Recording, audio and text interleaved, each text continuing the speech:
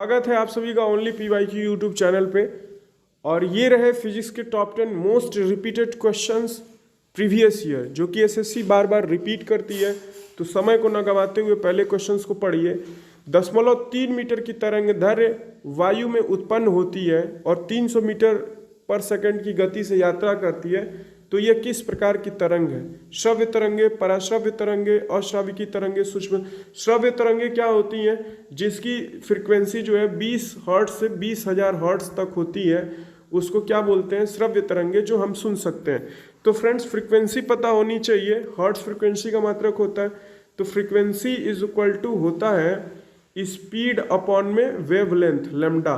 तो स्पीड है हमारी 300 बटा में 0.3 से 3 कट गया, 10 हटाने के लिए 1 0, मतलब 1000 हर्ट्ज हमारा आ गया इस फॉर्मूले से।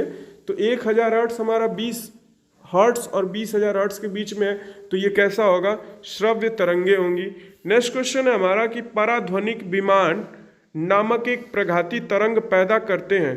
कौन पैदा करते हैं? तो पराध्वनिक विमान ध्वनि बूम नामक एक प्रतिघाती तरंग पैदा करते हैं। बूम नामक एक प्रतिघाती तरंग पराध्वनिक विमान कैसा प्रति करते हैं? तो बूम नामक एक प्रघाती तरंग पैदा करते हैं। नेक्स्ट क्वेश्चन, ध्वनि तरंगों में निम्नलिखित में से कौन सी घटना घटित नहीं होती है? तो फ्रेंड्स, मैं बता दूं कि ध्वनि तरंगे जो हैं वो अनुदैर्घ्य तरंगे होती हैं और इसमें विवर्तन, व्यतिकरण, परावर्तन तीनों होता है, ध्रुवण नहीं होता है। ध्रुवण नहीं होता है, ध्रुवित नहीं होती हैं ये तरंगे। तो ऑप्शन नंबर बी करेक्ट था। कह रहा है कि तंतु प्रकार के प्रकाश बल्बों में प्रयोग की गई अधिकांश विद्युत शक्ति प्रकट होती है किसमें? दृश्य प्रकाश के रूप में प्रकट होती है, प्रोमिनेंट लाइट निकलती है उसमें से। नेक्स्ट क्वेश्चन है हमारा कि निम्नलिखित में से किसका ध्वनि के वेग पे कोई प्रभाव नहीं पड़ता? तो फ्रेंड्स, तापमान बढ़ने पे ध्वनि की चाल बढ़ जाती है, घनत्व बढ़ने से ध्वनि की चाल बढ़ जाती है, ह्यूमिडिटी बढ़ने से ध्वनि की चाल क्या हो जाती है भाई? बढ़ जाती है।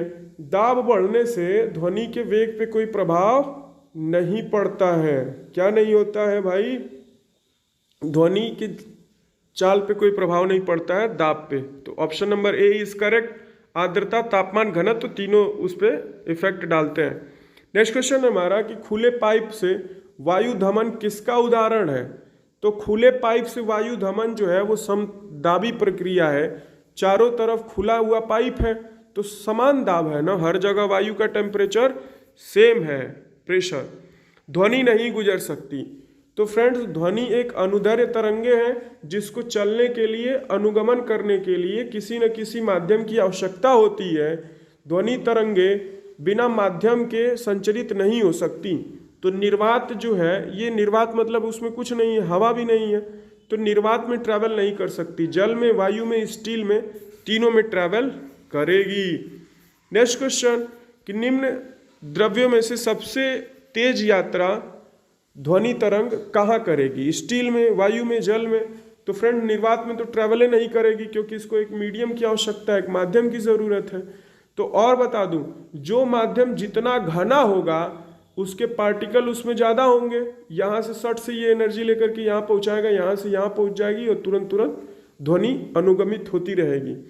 तो सबसे ज़्यादा जो घना रहेगा उसमें ध्वनि सबसे तेज यात्रा करेगी।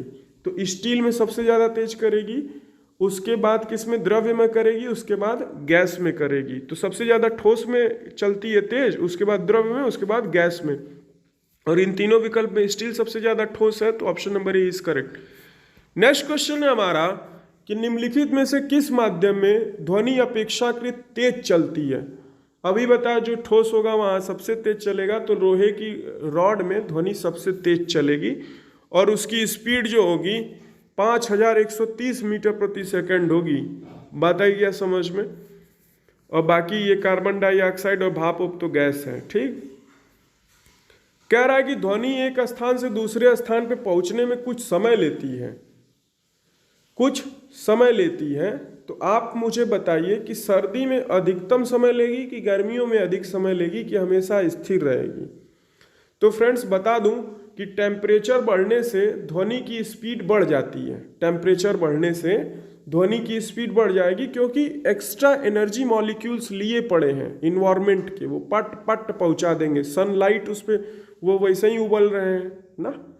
और सर्दियों के दिनों में कोहरा वगैरह पड़ने लगता है, आप लोग देखते हैं, और कोहरा हम लोगों की ध्वनि को रोक देता है, आगे संचरित नहीं करता है, तो ध्वनि की चाल जो है वो कम हो जाती है। और गर्मियों में अधिकतम होती है ध्वनि की चाल। अगर हम चिल्लाएंगे तो दूर खड़ा हुआ इंसान सुन लेगा, ठंडी में नहीं सुन पाएगा। तो फ्रेंड्स, हमारे चैनल को लाइक शेयर सब्सक्राइब कर दो यार, अपने भाई को सपोर्ट करो। मिलते हैं नेक्स्ट वीडियो में। जय हिंद, जय भारत, जय महाकाल। इस वीडियो की PDF के लिए हमारे व्हाट्सएप एंड टेलीग्राम चैनल से आप लोग जुड़ें। धन्यवाद।